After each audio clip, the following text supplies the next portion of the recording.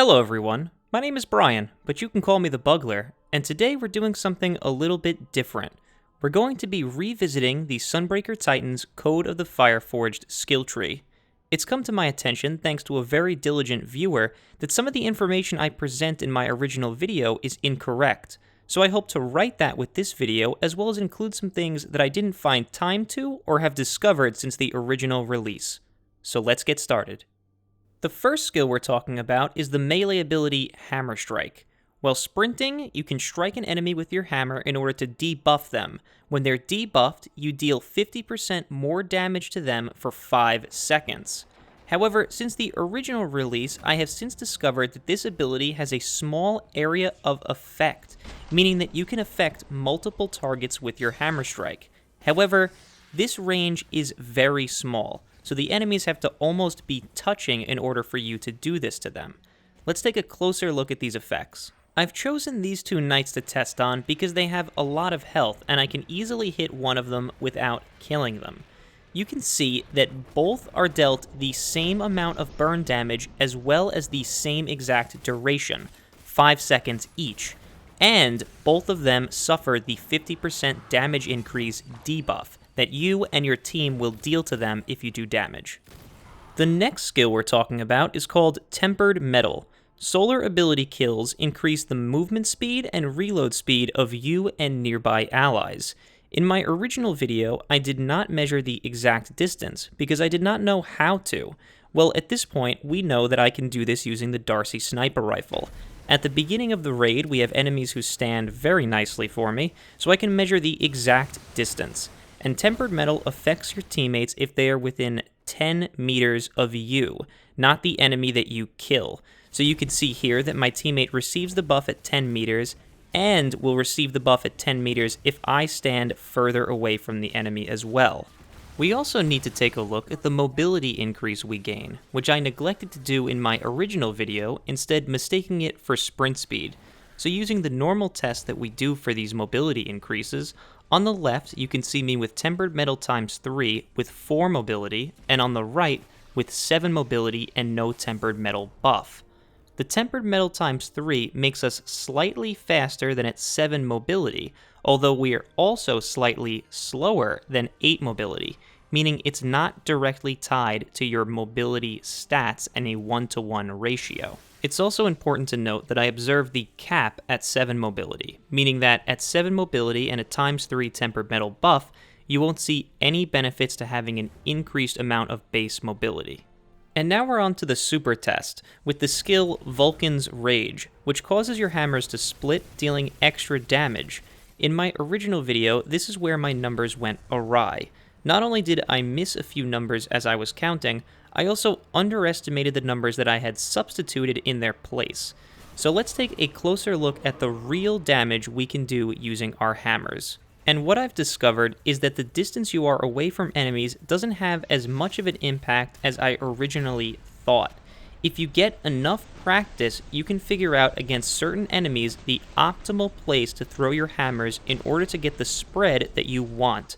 So in this situation, I deal about 7,700 damage to the modular mind from a safe distance, meaning that you don't really need to risk your skin if you're looking to deal high damage with these hammers like I had originally thought.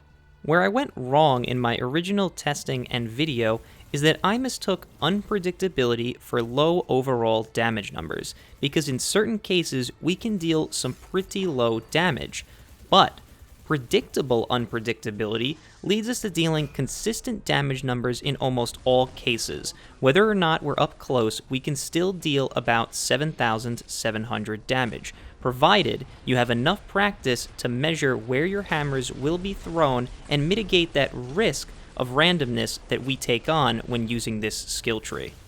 So in conclusion, I underestimated how much damage this skill tree could potentially deal during its super. It's still not quite as high as the Code of the Siegebreaker skill tree, or as reliable, but it's still important to note that we can deal some high damage using Vulcan's Rage and the Code of the Fore-Forged skill tree. We do have some more stuff to talk about though. I'm talking about the elusive 6th hammer.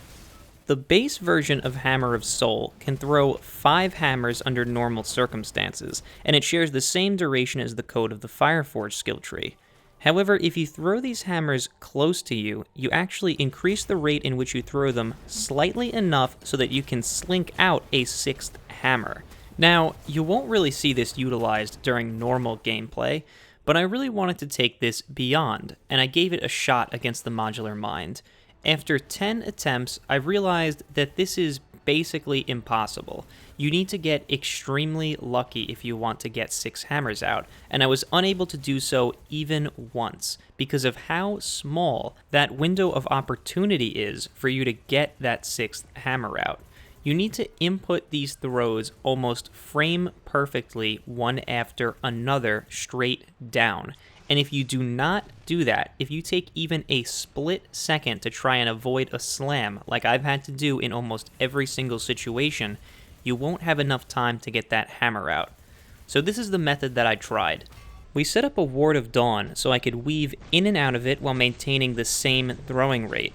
Unfortunately, we never had a time where the Modular Mind slammed at the exact time for me to continue the rate that I initially established, meaning I was unable to get a 6th hammer out even after 10 tries. I think this will be representative of what you'll see during normal gameplay. However, there are certain situations where I think you'd be able to get 6 hammers out just fine, provided you have enough practice doing so.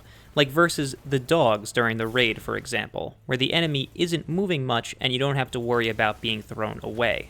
But there is one more thing I want to cover. I'm talking about the combination of Hammer Strike with our super. I don't normally cover things like that in these videos, but it's been asked of me so many times I've decided to include it here. Hammer Strike lasts for 5 seconds, so if you activate your super immediately after hitting an enemy and throw out as many hammers as possible, you can hit them with 3 hammers. So against the Modular Mind, our 3 hammers deal a total damage of about 8,000. With this in mind, that means we could outdamage the Siegebreaker if the other 2 hammers hit and we have an optimal spacing. Unfortunately, in this situation, I do not manage that, but the point of the video that I'm showing right now is that we can hit them with those 3 critical hammers. In addition to this, your entire team will also deal 50% more damage, so like I said previously, this melee ability on its own makes this skill tree worth picking up. I just wish the rest of the skill tree measured up as nicely. And that's the end of this Fire-Forged Breakdown Revisit. Thanks for watching. If you have any questions about how I conducted the tests, or why I might not have included other footage, please let me know in the comments so I could answer them for you.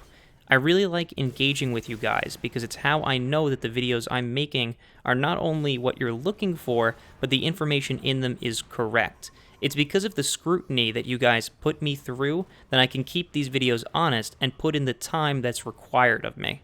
So stay critical, and if you see something that you think might not be correct, or something that you think I could have done better, let me know. I love to hear from you. In my next video, I'll be breaking down the Fighting Lion exotic grenade launcher. I hope to have that video out on Sunday, so look forward to it. I won't be going live on Twitch today, or at least I don't have any plans to, but you can follow my Twitch channel in this video's description, as well as join our Discord server or clan. Anyone's welcome to do so, and we'd be happy to have you. So once again, thanks for watching. I hope I see you next time, and good luck getting through the exclusion zone.